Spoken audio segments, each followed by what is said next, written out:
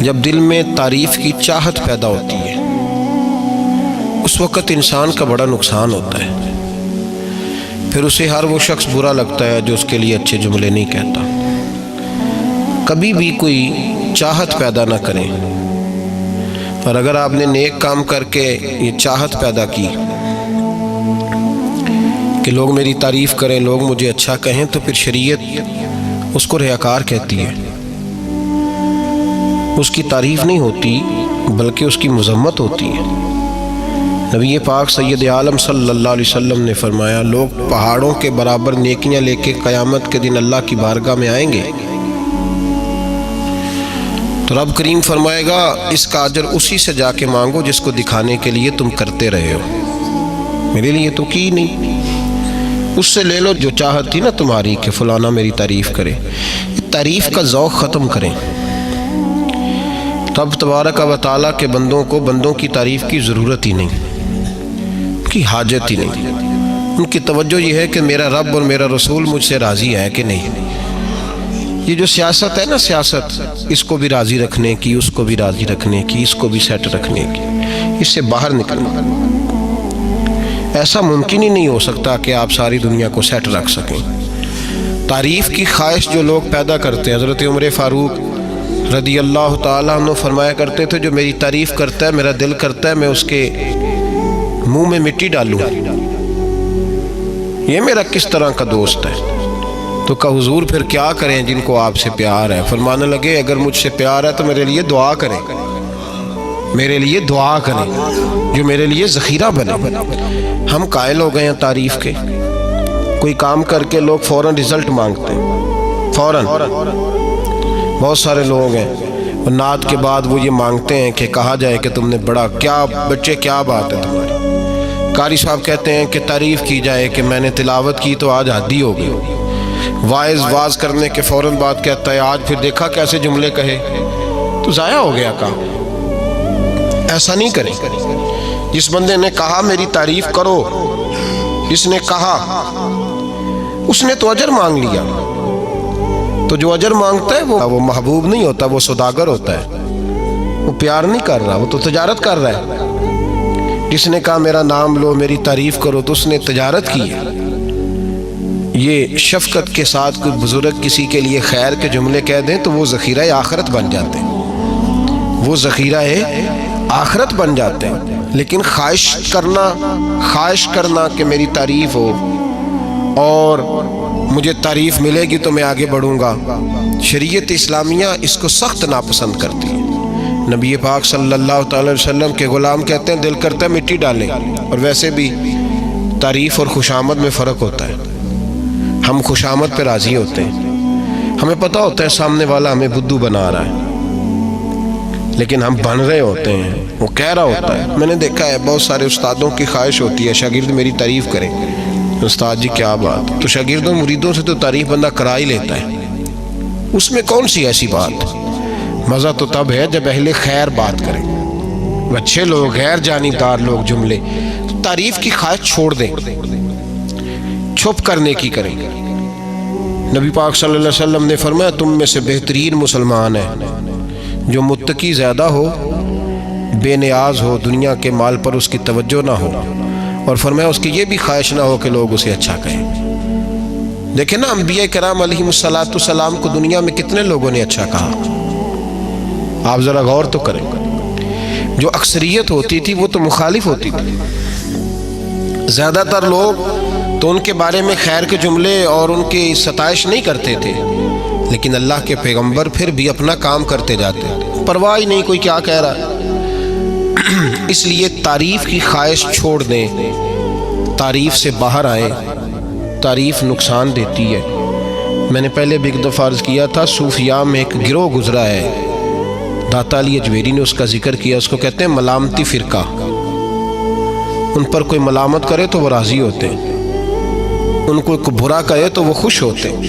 حضرت بایزید بسطامی رحمت اللہ تعالیٰ علیہ کی بات لکھی ہے آپ نے، فرماتے ہیں کہ وہ ایک دن بسطام کے بازار سے گزر رہے تھے تو لوگ، رمضان کا مہینہ تھا تو لوگ اپنی دکانوں سے اٹھ کے آنے لگے، اپنا کاروبار چھوڑ کے ملنے لگے تو حضرت بایزید فرماتے ہیں کہ میرے دل میں خیال آیا بادشاہ بھی آئے تو کوئی دکان نہیں چھوڑتا، کتنا میرا مقام ہے، کتنا میرا درجہ ہے کہ لوگ آ رہے ہیں۔ فرماتے ہیں شیطان نے میرے نفس کو بڑا کر دیا، میں نے رمضان کے مہینے میں ایک کھجور اٹھائی ریڑھی سے اور منہ میں رکھ لی، کھائی بھی نہیں، رکھ لی۔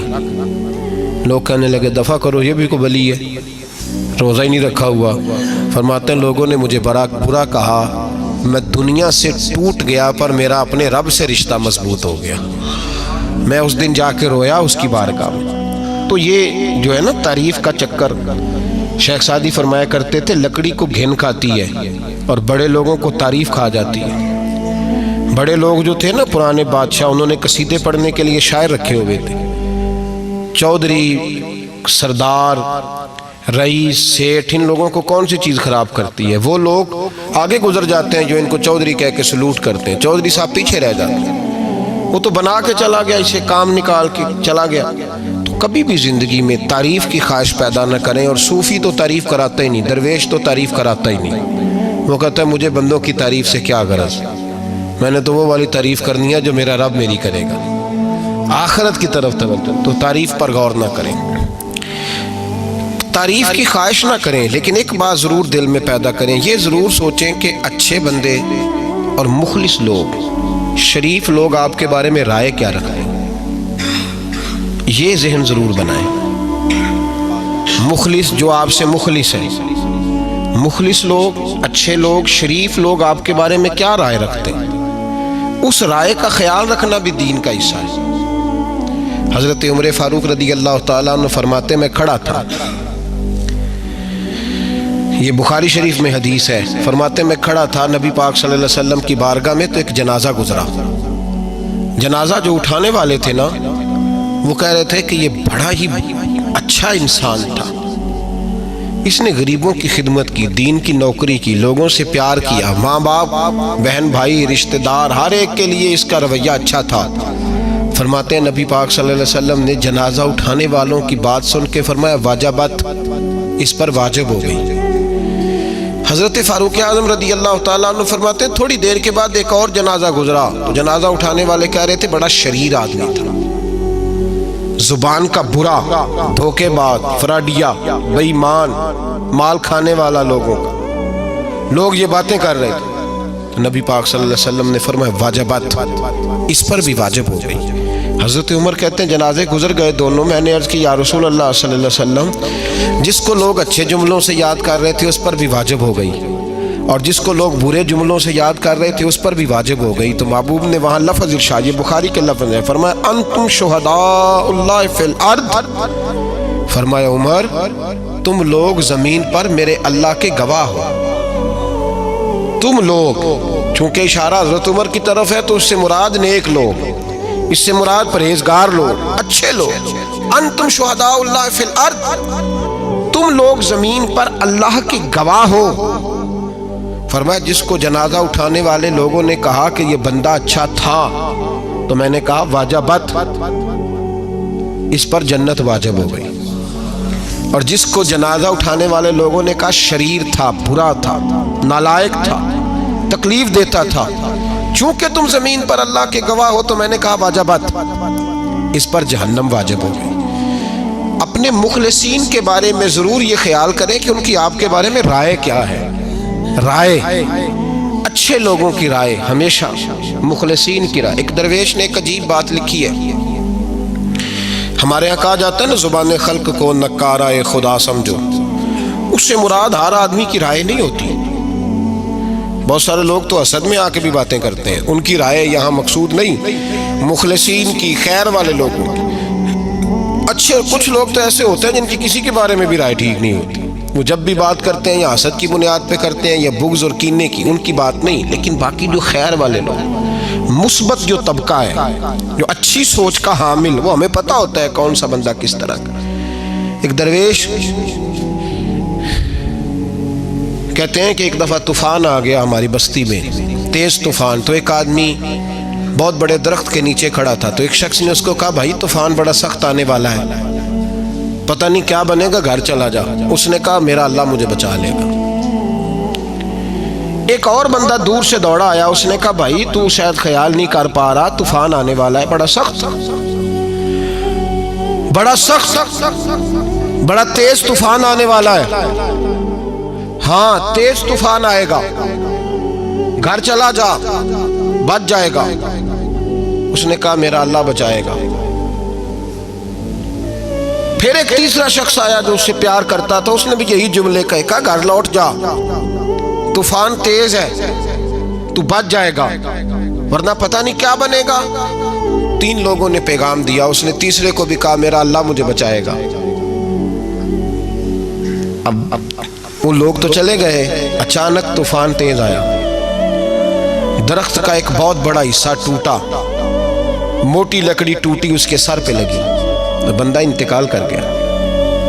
لوگ بحث کرنے لگے کہ اس کا تو یقین ہی بڑا کامل تھا, اس نے تو 3 دفعہ کہا تھا میرا اللہ مجھے بچائے گا, پھر مر کیسے گیا؟ تو وہ درویش اٹھے, وہ کہنے لگے وہ جو 3 پیغام اسے ملے تھے نا گھر چلے جا, وہ رب کی طرف سے ملے تھے.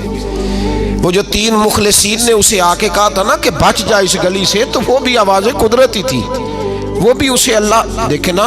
رب کریم کوئی زمین پر اتر کر سامنے کھڑے ہو کر تو کلام نہیں نہ کرتا, وہ کسی نہ کسی رنگ میں, کسی نہ کسی انداز میں اپنے بندوں کو کسی نہ کسی وسیلے سے پیغام دیتا ہے نا. تو وہ 3 پیغام جو آئے تھے تو اسے اس نے کیوں نہیں نکارا ہے خدا سمجھا, وہ گھر کیوں نہیں گیا؟ جب تیرا مخلص تجھے روز پیغام دیتا ہے کہ تو بچ جا اس گلی سے, تو اگر نہیں نہ بچتا تو پھر تو آواز قدرت پر لبیک نہیں کہہ رہا. اگر تیرا بڑا پیارا تجھے روز سمجھاتا ہے نا کہ یہ گلی چھوڑ دے, یہ تیرے والی نہیں, اور تو پھر بھی اسی گلی سے گزرتا ہے, تو پھر تو کچھ ایسی باتوں کو کچل رہا ہے جو تیرا بڑا نقصان کرے گا.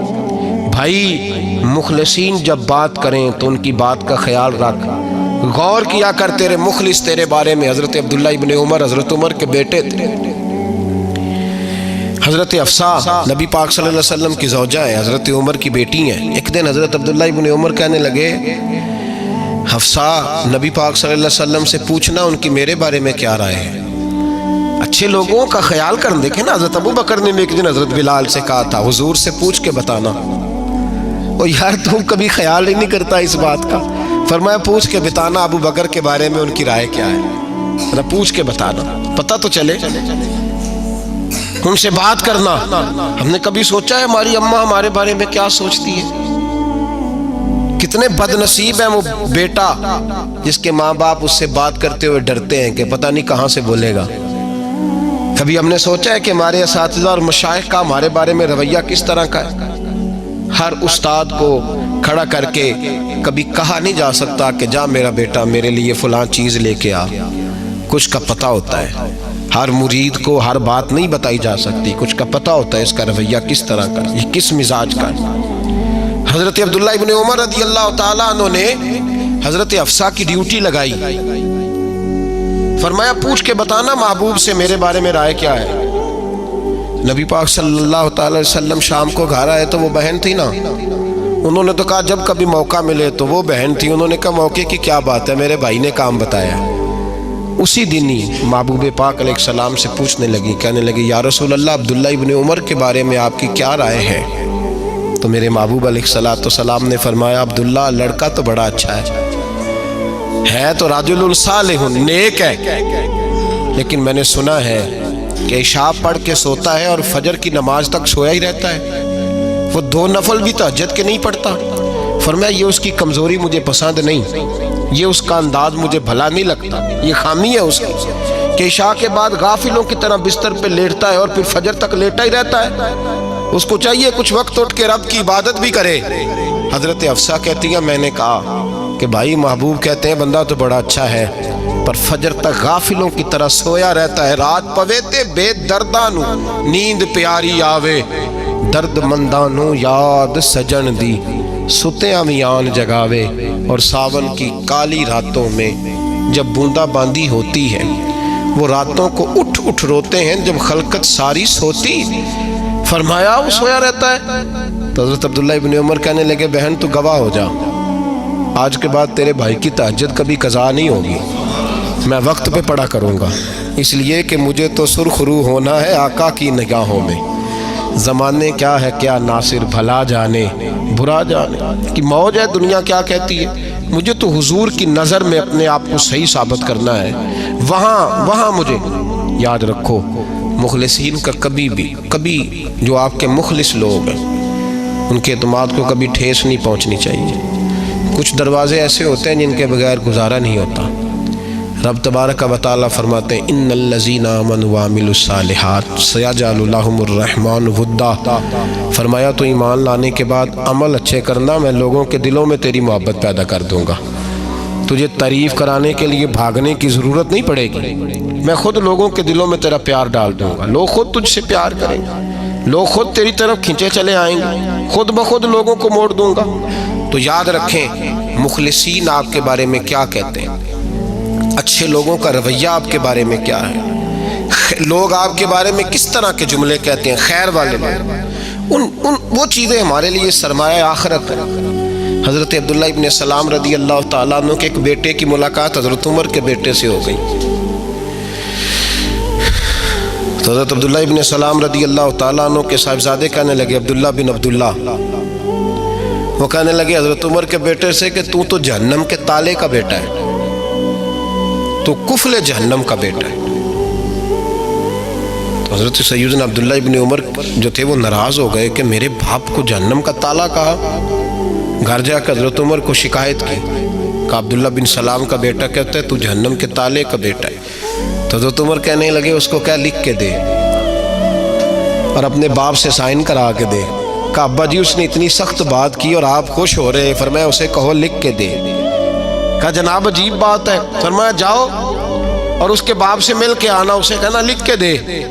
حضرت عبداللہ بن سلام رضی اللہ تعالیٰ عنہ خدمت میں حاضر ہوئے، کہا جناب کفل جہنم والی بات کیا ہے، آپ لکھ دیں گے؟ فرمایا میں لکھ دوں گا۔ کہا جناب مجھے بھی حکمت سمجھائیں، جہنم کا تالا اس کی کیا مراد ہے؟ تو حضرت عبداللہ ابن سلام فرمانے لگے اس سے مراد یہ ہے کہ جب تک عمر دنیا میں رہے گا جہنم کو تالا لگا رہے گا، عمر کسی کو غلط کام کرنے نہیں دے گا کہ وہ دوزخ میں جائے۔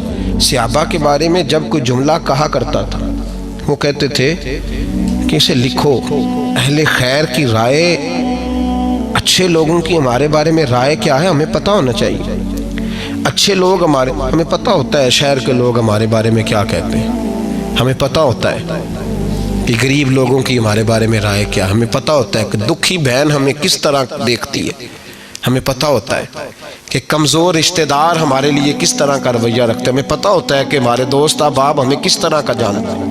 اپنے رویوں میں تبدیلی لائیں، دیکھیں کہ اچھے لوگوں کی آپ کے بارے میں رائے کیا ہے، اس رائے کو سنبھال کے رکھیں۔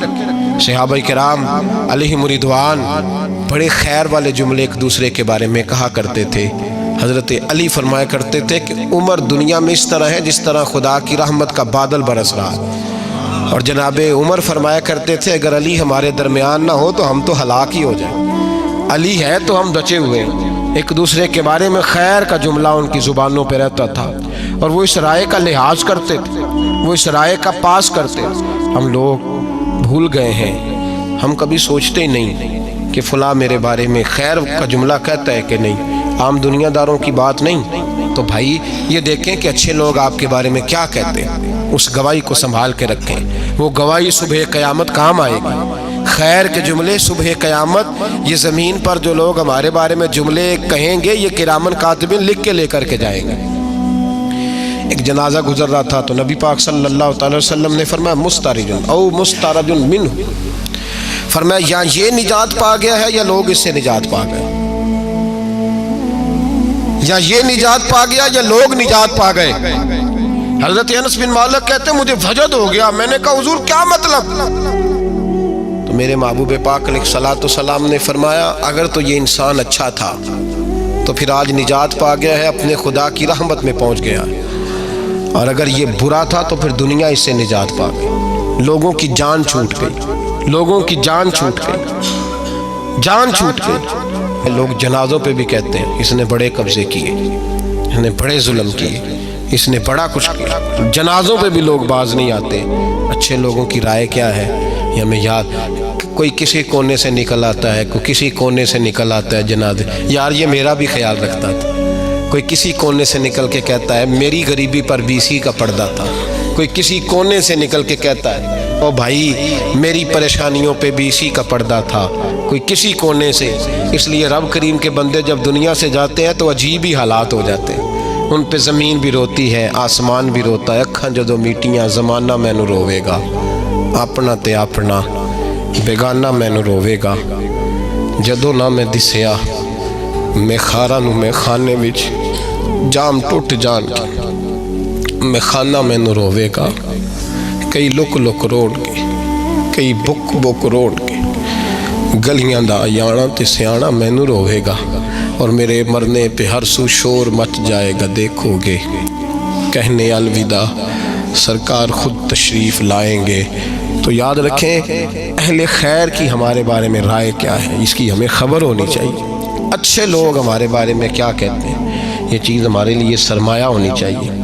हम इन चीज़ों को याद रखना चाहिए। एक तो कभी तारीफ़ की ख्वाहिश ना पैदा करें। हाँ, अगर कभी जांचना हो तो ये ज़रूर देखें कि अल्लाह के बंदे, नेक लोग, अहले खैर हमारे बारे में क्या कहते हैं। इन रवैयों का ज़रूर पास करें।